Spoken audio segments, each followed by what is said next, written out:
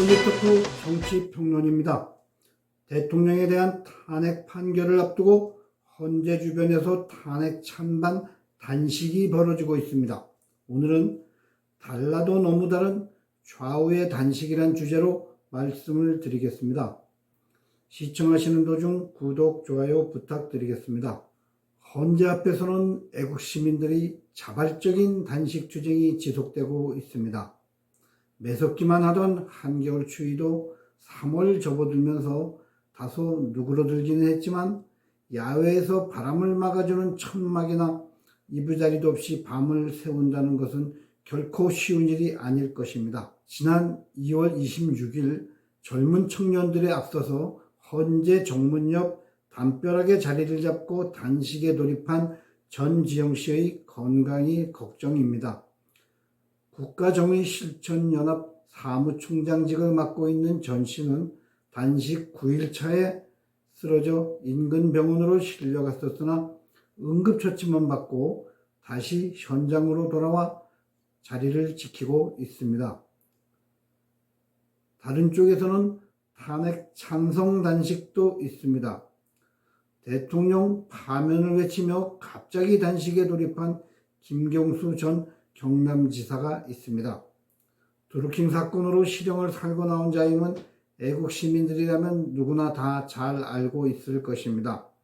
3월 9일부터 단식에 들어간 그는 경복궁 인근에 천막을 치고 농성 중인데 물이 아닌 다른 음식물 섭취가 카메라에 잡혀 망신을 초래하기도 했습니다. 단식 8일차였을 때인데 탈진의 모습은 전혀 없이 꼿꼿하고 건강해 보입니다.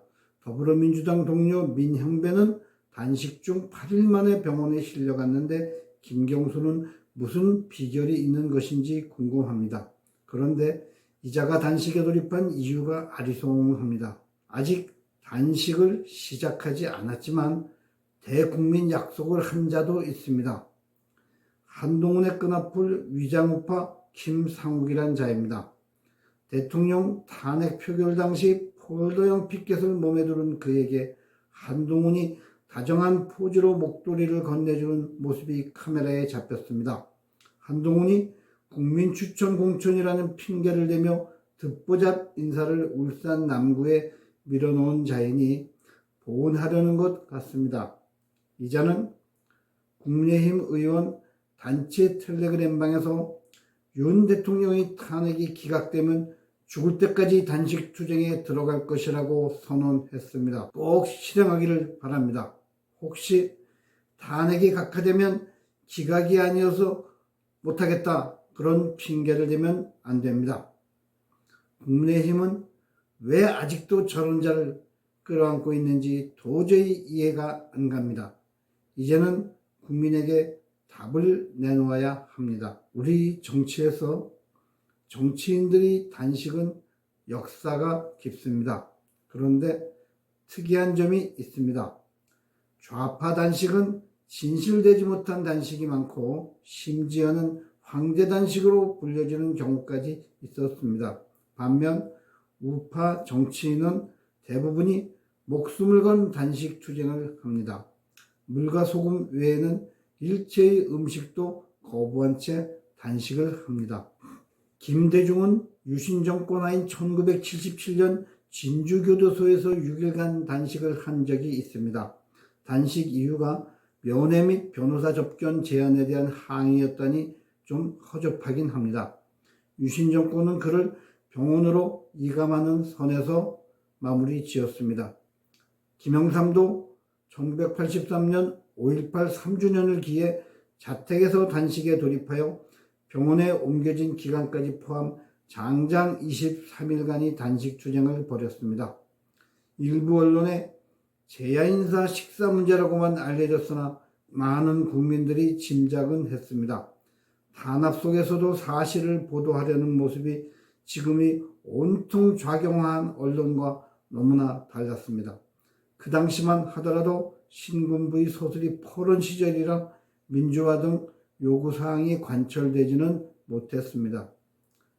김대중은 1990년의 3당 합당에 항의하며 내각제 개헌 반대와 지방자치제 실현을 주장하는 생애 두 번째 단식을 했습니다.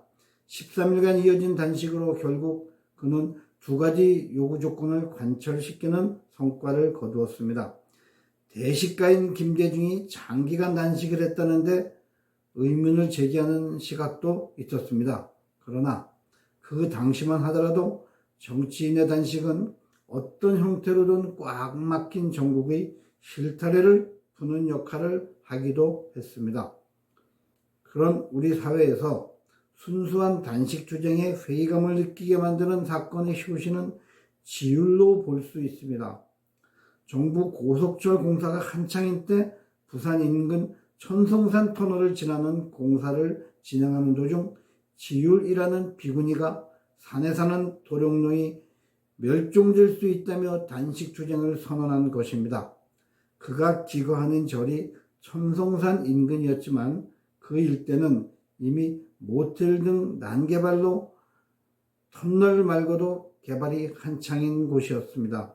지율은 4차에 걸쳐 250여일을 단식했다고 알려졌는데 1차 하고 쉬고 2차 하고 쉬고 3차 58일 단식 끝내고 또 2달 후 다시 100일 단식하는 그런 식이었습니다. 본인만이 정확한 단식 일수를 알 정도로 오리무중 단식이었습니다. 인간이 할 수 있는 경지가 아니었습니다. 그는 음식물 섭취와 관련해서는 끝내 입을 다문 것으로 알려졌습니다.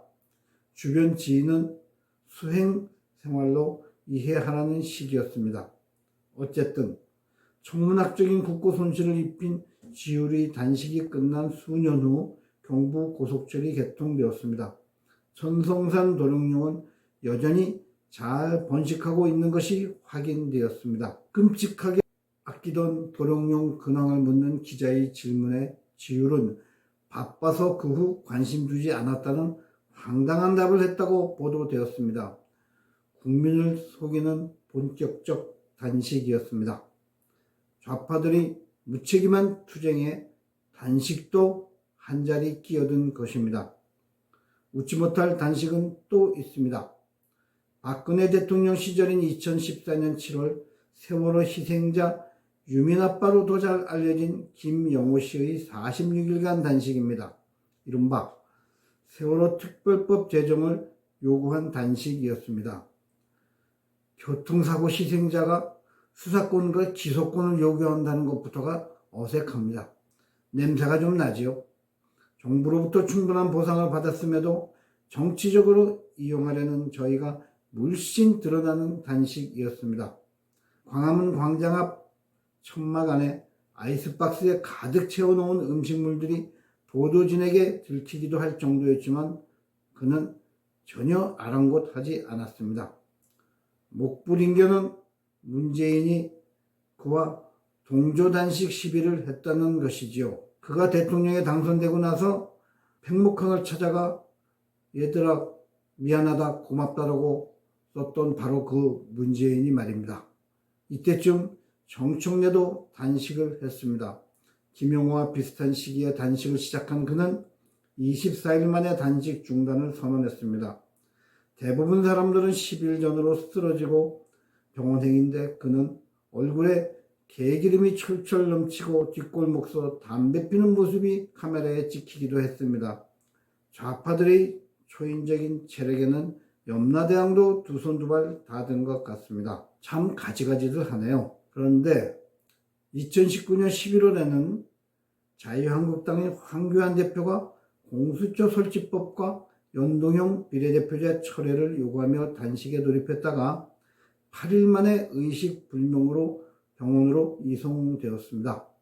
그가 주장한 두 가지 중 선거법은 두 차례의 총선에서 위성정당 설립이라는 편법을 만들어낸 악법으로 꼽히고 있으며 공수처는 이번 대통령에 대한 사기 내란죄의 불법 수사로 곧 검찰의 수사를 받을 것으로 전망되고 있습니다.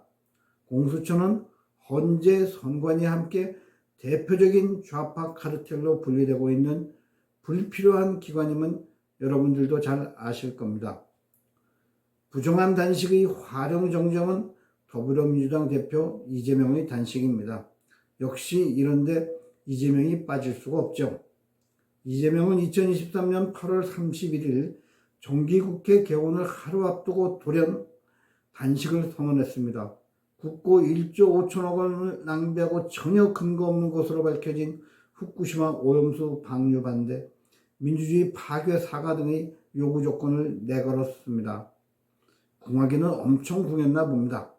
기껏 단식의 명분으로 내세운 요구 조건이 누구나 다 글쎄 하며 고개를 젓게 만드는 허접한 것이었기 때문입니다. 그의 단식 과정은 더 황당합니다. 일단 밤에는 퇴근하고 아침에 출근하는 출퇴근 단식입니다. 단식의 새로운 경지를 개척했습니다. 업무 시간에는 눈도장 찍으러 찾아오는 인사들이 줄을 이었지요. 그는 병원에 실려가서 고단위 영양식이 함유된 수액을 맞으며 한껏 시간을 끌다가 24일 만에 빈손으로 단식을 중단했습니다. 수염 기른 것 말고 수척해진 모습도 아니었습니다. 그는 그가 목적한 체포동의안 부결은 이루지 못했으나 유창훈 판사라는 좌파의 걸출한 인재를 발굴, 궤변 판결로 구속을 면한 바가 있습니다. 이런 좌파들의 노력으로 이제는 국민들도 거짓 단식과 진정한 단식을 가려낼 줄 아는 경지에 도달하게 됐습니다. 폴리토크 김승재 주필이었습니다. 감사합니다.